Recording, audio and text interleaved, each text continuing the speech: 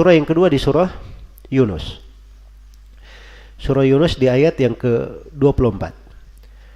Allah Subhanahu wa taala berfirman, "Innama mathalul hayatid dunya kama'in anzalnahu minas sama'i fakhtalata bihi nabatul ard mimma ya'kulun nasu wal an'am hatta idza akhadhatil ardu zukhrufaha wazayyanat wa dhanna ahluha annahum qadirun 'alayha ataha amruna laylan aw nahara faja'alnaha hasidan ka'an lam taghna bil ams kadzalika nufassilul ayati liqaumin yatafakkarun." Iya. Sesungguhnya perumpamaan kehidupan dunia. Ini datang dalam bentuk penyebutan perumpamaan. Perumpamaan kehidupan dunia seperti air hujan. Kami turunkan dari langit. Fakhtalata bihi nabatul ard. Lalu tumbuhlah. Air itu bercampur dengan tanah. Kemudian tumbuh dengannya tumbuhan-tumbuhan dari bumi. Mimma ya'kulun nasu wal an'am. Tumbuhan yang dimakan oleh manusia dan hewan-hewan ternak. Iya. Hingga apabila bumi telah sempurna keindahannya, ya, wazayyanat, dan dia telah memakai bercantik dengan keindahan itu. Wa dhanna ahluha, dan penghuni dunia ini menyangka bahwa mereka ya sudah mampu, mengira bahwa mereka menguasai dunia. Ataha amruna lailan aw nahara, maka tiba-tiba datang siksaan kami kepada mereka di waktu siang atau di waktu malam. Faja'alnaha hasidan ka'an lam taghna bil ams. Kami jadikan tanaman-tanaman itu seperti hasidan, sudah dipanen, sudah disabit,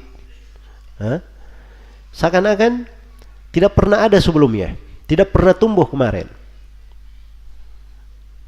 Itulah kehidupan dunia. Datang tiba-tiba Allah mengambilnya. Datang tiba-tiba Allah Subhanahu wa taala menjadikannya hancur. Tidak ada yang tersisa lagi bagi dia. Kadzalika nufassilul ayati liqaumin yatafakkarun. Demikian kami buat perumpamaan atau kami terangkan ayat-ayat bagi orang yang berfikir. Baik.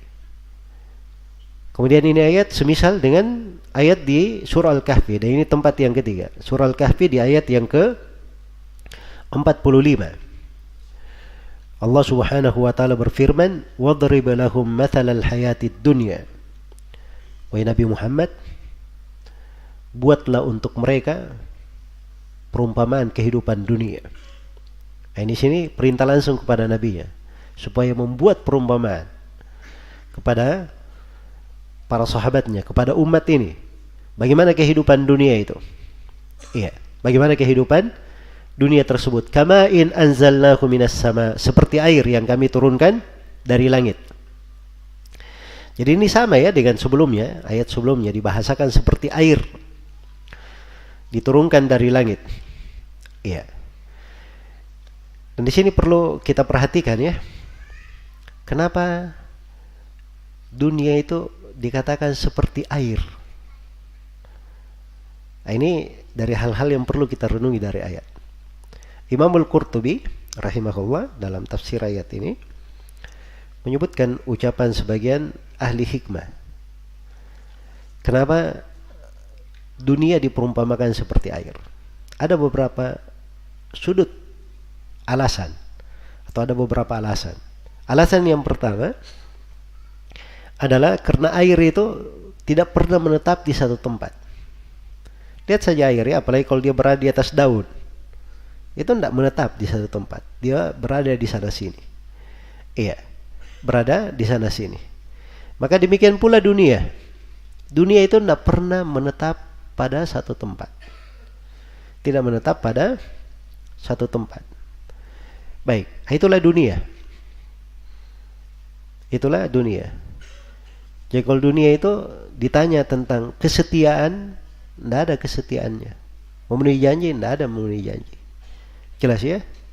Jadi kalau mau bercerita tentang cinta, jangan membicarakan hal itu dengan dunia. Karena dunia adalah paling pengkhianat.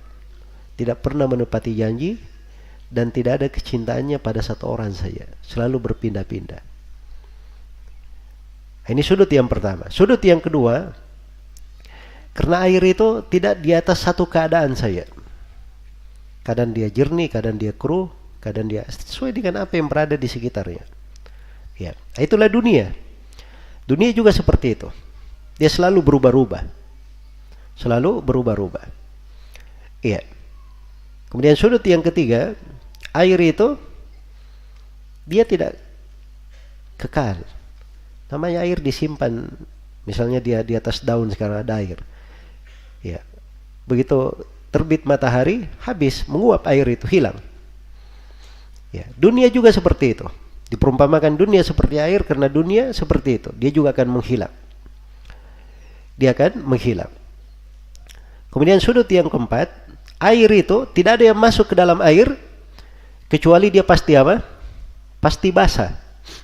Ya. Ada orang yang masuk ke dalam air tidak basah? Hah? Jawabannya tidak. Siapa saja yang masuk ke dalam air pasti dia basah. Maka dunia juga seperti itu. Siapa yang masuk ke dalam fitnahnya, siapa yang masuk ke dalamnya, maka dia tidak selamat dari fitnah dan gangguan-gangguan di dalam kehidupan dunia. Iya. Kemudian alasan yang kelima terkait dengan air, kenapa dibahasakan dengan air? Sama dengan air. Air itu kalau dipakai seperlunya bagus. Tapi kapan airnya berlebihan, kira-kira bagaimana? Bagus atau tidak? Tidak baik. Jangan mengatakan minum air itu sehat. Jelas ya? Kalau dia minum air dalam satu hari 4 drum, itu bukan sehat, namanya membunuh diri. Iya, membunuh diri. Jangan dia katakan, oh saya siram air ke tanaman, ini menjaga tanaman supaya tumbuh. Ya, diambil air satu tangki, dia siram seluruh tanamannya, banjir di rumahnya, habis semuanya. Itu air. Air itu dipakai kalau kadar yang bagus, dia nggak ada masalah. Tapi kapan dipakai lebih daripada kadarnya, dia akan apa? Dia akan merusak.